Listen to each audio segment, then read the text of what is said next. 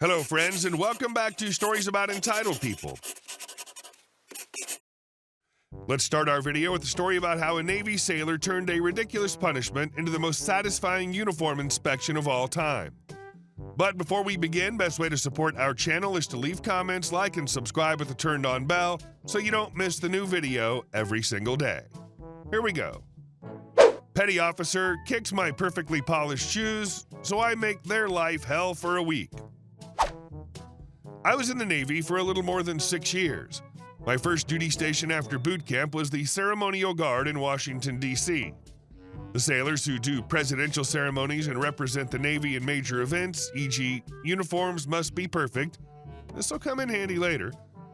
After doing my 2 years there, I went to my job-specific school. I tried my best to do everything I needed to so as to not cause any undue attention to myself.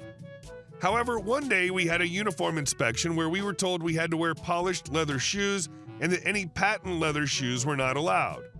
I complied. After my time in DC, I was an expert at polishing my shoes to a mirror shine. During the inspection, my instructor, PO1, stood in front of me and began to yell at me for not following instructions. How? I asked. She began to tell me how she explicitly told everyone they had to wear polished leather shoes and that I had disobeyed her order. I tried to tell her I was wearing the correct shoes. I had just polished well like I knew how. She once again didn't believe me and took her boot and kicked the top of my toes in an attempt to prove I was lying. When she and I looked down, there was a huge scuff where her dirty boot had removed all the polish from my shoe, making it look like a hot mess. I got so mad I started to lose my temper, telling her, "I effing told you." After getting sent to senior's office, I was given a half-butted apology from her, but also given 7 days of liberty restriction. I had to sign a form saying that I was unable to leave base for 7 days, had to muster in formation with the other punished sailors in uniform at 7 p.m. every day. I accepted my fate and finished the rest of the day. That night at 6:30, I got ready for my first muster. That's when I had an idea. I read over my paperwork again and verified it said what I thought. At 7 p.m. sharp, I was standing there in formation with the rest of the sailors. They were all in their Type 1 blue camo, and I was right there next to them in my tennis shoes, blue shorts, and yellow shirt. "What the hell are you wearing?" yelled out the chief on watch. "My physical training uniform, Chief," I replied. I then got yelled at for not following instructions, to which I pulled out my counseling form and read out, "Must be in Navy uniform." I then pulled out the Navy uniform instruction that listed my current attire as the Navy Physical Fitness uniform. I knew what it meant, but I also knew what it said.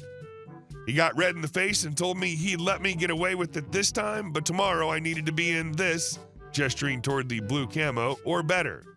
"Understood," I said with another great idea. The next day after I got out of class at 2, I started to get my uniform ready. At 7 p.m. sharp, I was at attention, ready for the chief to come out and inspect us. As he turned the corner, I heard his head explode as he saw me standing there. I was in my full dress blues, medals, ribbons, white gloves, the works. He stared me down as he addressed the group. "Well, it seems that OP thinks he's a funny guy. Let's see how funny it is when we give him a full inspection on his uniform." Everyone else just got a once-over for major violations.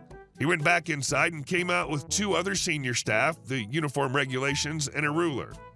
He began to go over my uniform from the way my shoes were laced to the exact measurements of my medals from the seams.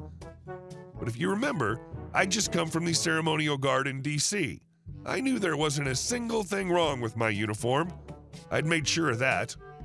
After 10 minutes of the 3 of them climbing all over my uniform, I snarkily said, "Do you want to look in my gloves? I guarantee you won't find a single loose thread there either." During this whole process, I watched as their eyes went from anger to desperation as they tried to find something, anything wrong with my uniform. Finally, they relented. They begrudgingly told me I had a perfect uniform. As they dismissed us, the chief asked me to stay back. "Tomorrow and from now on, you will be in your Navy Type 1 uniform unless otherwise directed. Am I understood?" I loudly replied, "Aye, aye, Chief Petty Officer XXX. I made sure not to get in trouble for the rest of my schooling. And our second story. To pay the electric bill, your address has to exist. 7 months into my apartment lease, I received a letter from the gas company stating that I needed to set up an account and start paying, else my service would be interrupted. I was very confused. My roommates and I, 5 people in total, all signed the lease believing all utilities were included. Our lease stated how we could pay utilities where applicable, and based on our conversation with the landlord prior to renting, all 5 of us left the apartment tour interpreting the lease as including utilities.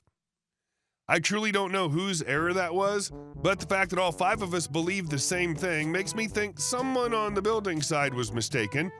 The unit was managed by one firm, owned by another, and I never knew who worked for the landlord and who worked for the management firm.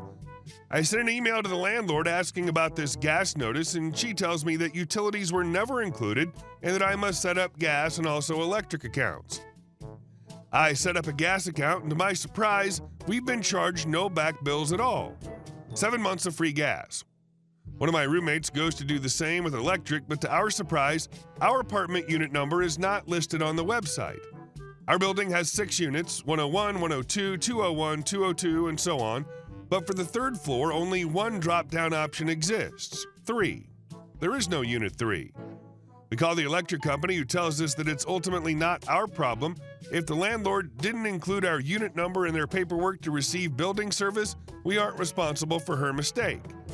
The phone rep from the electric company, perhaps in a risky act of broke college student solidarity, advises us not to contact our landlord since we're not legally required to inform her of her mistake in setting up electric service. She's probably paying both electric bills for 301 and 302, thinking it's the hall lights and laundry machines. Not our fault, we just did what we were told. This is the kind of landlord screw-up that makes you wonder how they even function in life. Like, ma'am, you own a whole building but can't set up utilities? I almost feel bad. Almost. Hey guys, thank you all for watching the video. I'll see you in the next one.